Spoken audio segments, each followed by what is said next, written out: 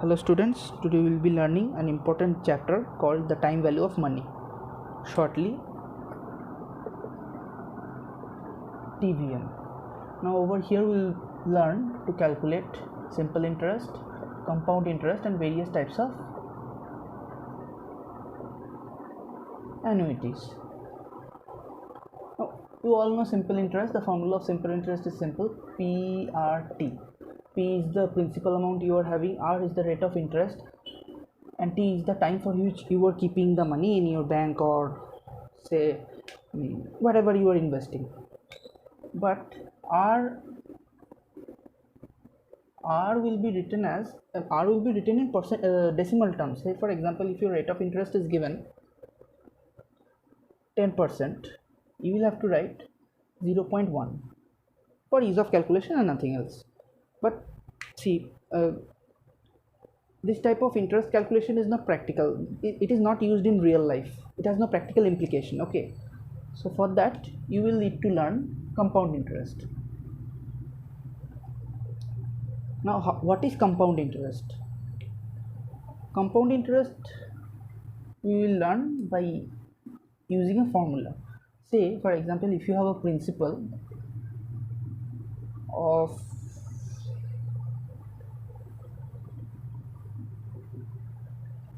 10,000,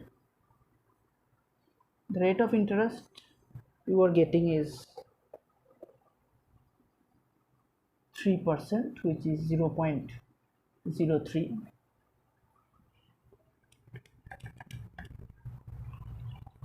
and the time for which you are keeping the money is say 3 years. Now how will we calculate simple compound interest? You are keeping the money for 3 years. That means for the first year your interest calculation will be like this: 10,000 into 0.03 into 1, because you are calculating the interest for only the first year. What you are getting is 300. Now for the second year, if it would have been simple interest, the principal amount would remain the same, only 10,000. But in case of compound interest, you will have to add the principal plus the interest. That means 10,000 was the initial principal amount, plus the interest you got is 300. That means your net principal right now is 10,300, and on this value you will have to calculate the interest for second year. That means 10,300 into 0.03 into for second year. Okay, let's make it simple. In case of 3 years, we are taking it as 2 years. This will be the final calculation. Now over here what you are getting is, you are getting 309. That means your net principal becomes 10,609. Whereas if you would have calculated this same figure by using the formula of simple interest, that would have been 10,000 into 0.03 into 2 for 2 years, which stands to 600. That means the net amount after 2 years you get is 10,600. Whereas in compound interest you are getting 10,609. See, here the rate of interest is very low, but compound interest, the interest you are getting in compound interest is more than simple interest. I hope it's clear. Now what we learned is the basic formula. It's not the correct formula. For calculating compound interest, you have to calculate two types of things. Firstly, if you are given with the principal as 10,000, rate of interest as say 4%, which is 0.04, and time for which you will be keeping the money is say 3 years. Now how will you calculate the future value of this? For calculating future value, the formula is present value into 1 plus r by n whole to the power n into t. Now what does FV stands for? FV stands for the future value and PV stands for the present value, the value of the amount you are having right now in your hand. Then R, rate of interest in decimal terms. N and N, these two N represents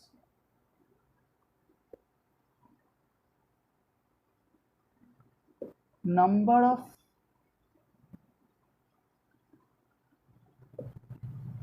conversions in a year. Now what is this number of conversions in a year? Say for example, if you are keeping the money in some bank account and they said that your 10,000 will be 10,000 at the rate of 4% per annum will be compounded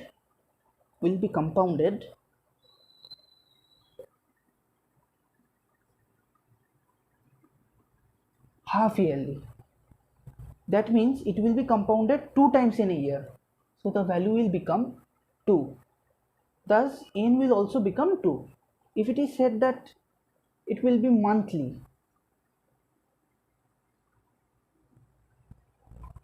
it will be 12. If it is said that your amount will be compounded quarterly, that means it will be 4, as in a year you have only 4 quarters. Like this, n will keep on changing as per the questions given. Over here you will also have to write the same amount of n as here into t, the time for which you are keeping the money, this amount.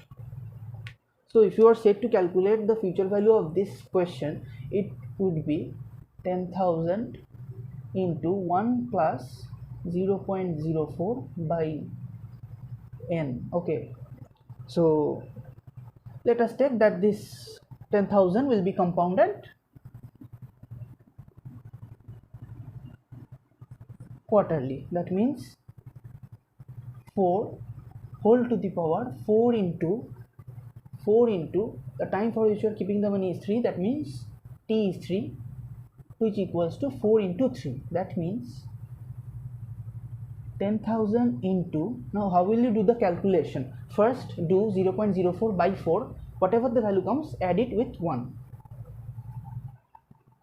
It comes to 1.01. 4 3s are 12. Now how will you calculate this thing?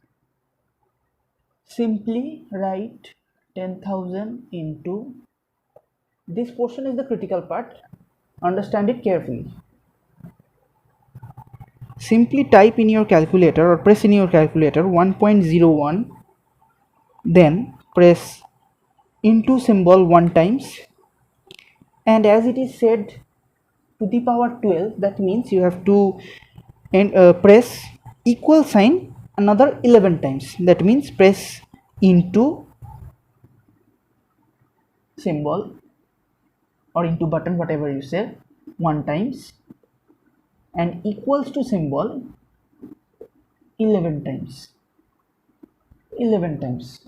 which will be 12 times, and you will get the answer. So I'm repeating it once again. 1.01, press into 1 times and equals to another 11 times. 1 2 3 4 5 6 7 8 9 10 11. Now value comes to 1.1268. Now multiply this value with 10,000. You get 11,268.25. This will be the final answer. Like this you will be calculating future value. Now if you are said to calculate the present value, let 10,000 be the future value. That means, say for after 3 years you will be having 10,000 in your hand. So what is the present value of that amount? So present value calculation will be FV by 1 plus R by N to the power N into T. Over here also the same, you will have to calculate like this. Future value is given 10,000 whole divided by 1 plus R is 0.04 by N. Quarterly it is compounding, that means 4 whole to the power 4 into 3. That means 10,000 by 1.01 whole to the power 12. 10,000 by 1.01, press into symbol 1 times and equals to another 11 times,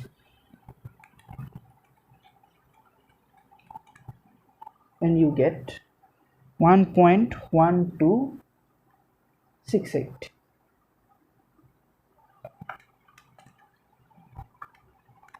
Now if you divide this 10,000 with by 1.1268, you get 8874.689. Now you can convert it to or round it off to 8874.7 like this, as per the answer or the option it is given in the book. But formula will be like this, the process will be like this. Now if you cross check it, see, that means you are given with the future value, the present value. Now if you are to calculate the future value for rechecking it, the formula will be 8874.7 into 1 plus 0.04 by 4 to the power 12, 4 into 3 12. That means 8874.7 into 1.1268. Multiply this amount with 8874.7 into 8874.7. the value you get is 10,000.23. round it off and it will be 10,000. See, over here you had the future value as 10,000, here also it is 10,000. That means the whole process is correct.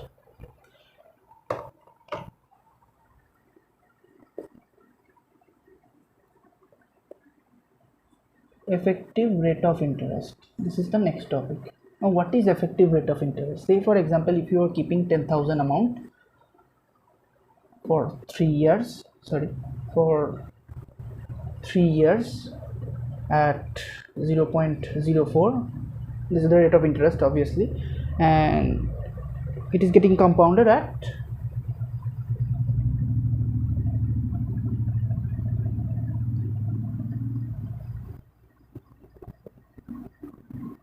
half yearly rate. That means 2 times a year. N will be 2.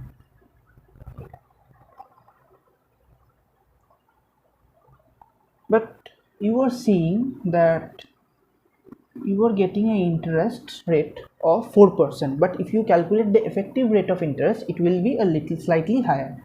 Now how will we calculate that? See, the formula for effective rate of interest is E is equal to 1 plus I to the power n minus 1. This I stands for rate of interest in decimal terms divided by number of conversions in a year.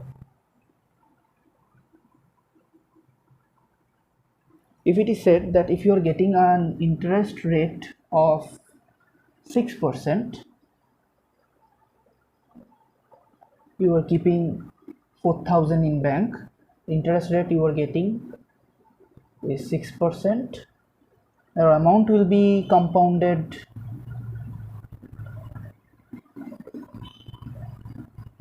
half yearly.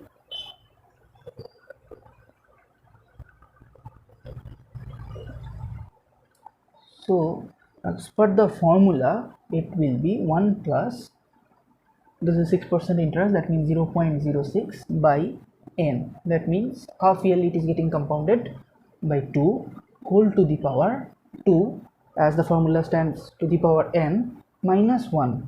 You will get 0.06 by 2 plus 1 press into 1's time and equals to 1 time. What you get is 1.0609 minus 1, that means 0.0609. Now you have to convert it into percentage terms, that means multiply it with 100 and you will get 6.09%. See, you are getting a percentage rate of 6%, whereas you are actually getting a percentage rate of 6.09%. so this is the thing of effective rate of interest. Now what is annuity? Annuity can be defined as a sequence of periodic payment or receipt, whatever it is, regularly over a specified period of time. Say for example, if you are mutual fund SIP, say for example, if you are keeping rupees 1000 per month in some mutual fund, rupees 1000 per month. See, now what is this? Rupees 1000 is fixed and you are paying it per month, that means your sum of amount you are investing is fixed. Also the interval at which you are paying is also fixed. You are not paying like in Jan you paid, then in March you paid, then in April you paid again, in August you paid. Not like this. This is not annuity. Annuity will be considered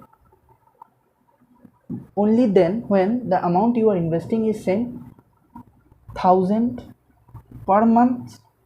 This 1000 has to be fixed, and this per month or per quarter, whatever it is, it has to be fixed. If you are paying per quarter, you have to pay per quarter.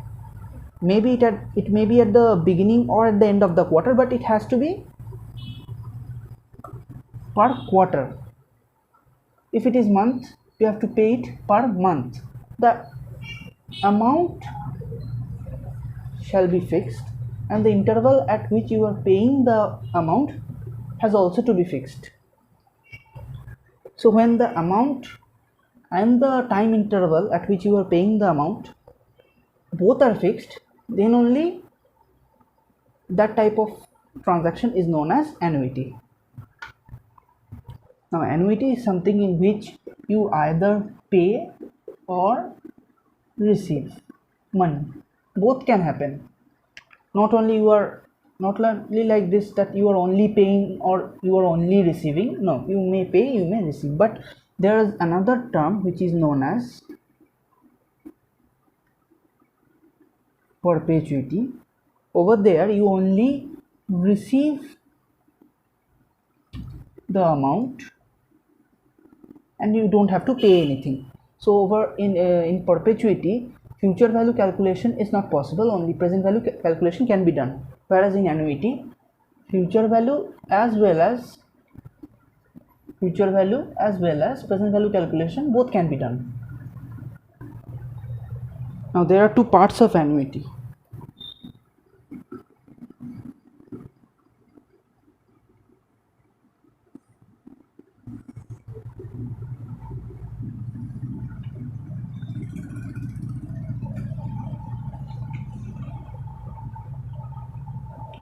One is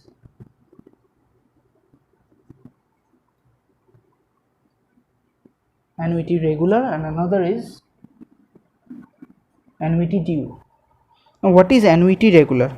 Annuity regular means where the payment or receipt is being done at the end of the period. Say for example, if the period is that means you are paying it monthly or quarterly, whatever it is, it has to be at the end of the month, at the end of the quarter. Okay. And in annuity due, the amount has to be at the beginning of the month, at the beginning of the month, not at the end, at the beginning of the month. Or if you are paying it quarterly, that means you have to pay at the beginning of the each quarter. Now we will have to calculate future value and present value for both annuity regular as well as annuity due. That means future value calculation of annuity regular and present value calculation of annuity regular, as well as future value calculation of annuity due and present value calculation of annuity due. So the future value calculation of annuity regular.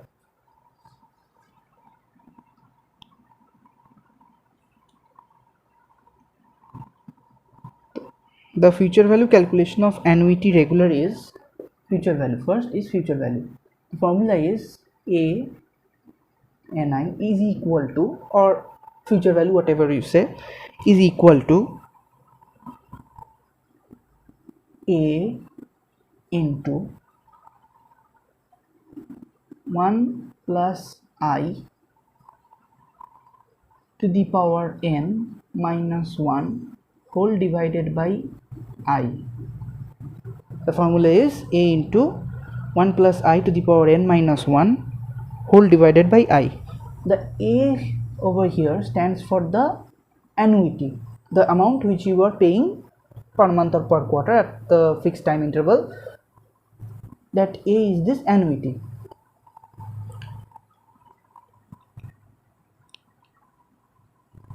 I is simple. I is the same rate of interest in decimal terms by number of conversions per year.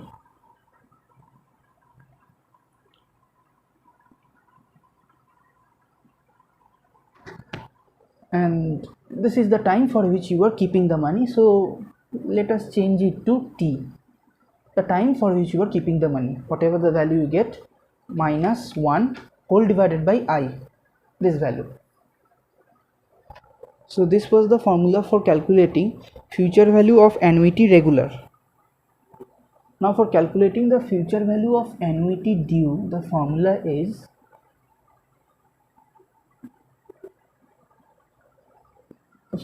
the same process. That means write Ani is equal to A, okay, this is not minus A, only A into first bracket 1 plus I to the power t minus 1 divided by I. This is the first step. This is first step. The second step is whatever the value you are getting over here, say you are getting x,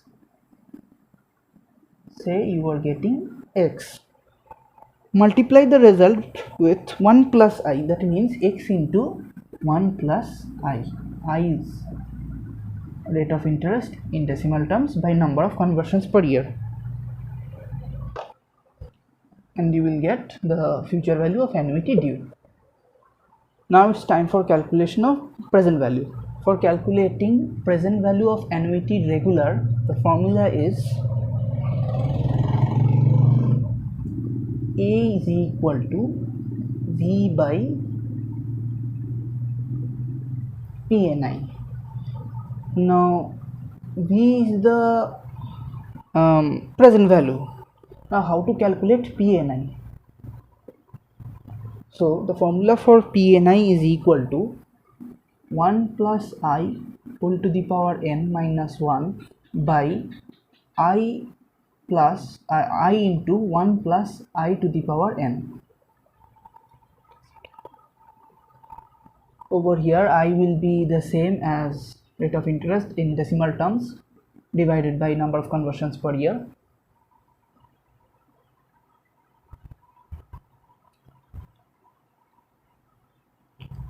And n is the time period. N is the time period. Okay. Now after calculating this, you get the value of PNI. That means For example, x, you have the value of v divided by pni, that means x, and you will get the present value of annuity regular. Now the present value of annuity due.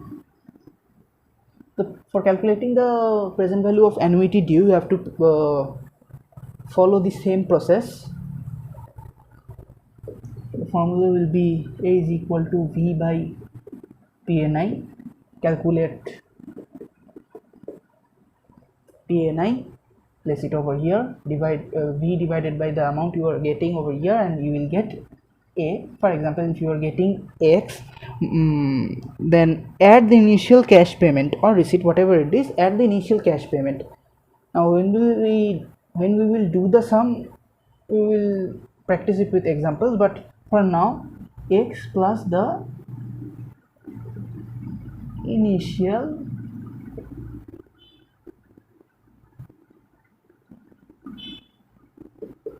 cash payment, x plus the initial cash payment. This is the second step and this was the first step. So the first step was to calculate the present value, like present value calculation of annuity regular.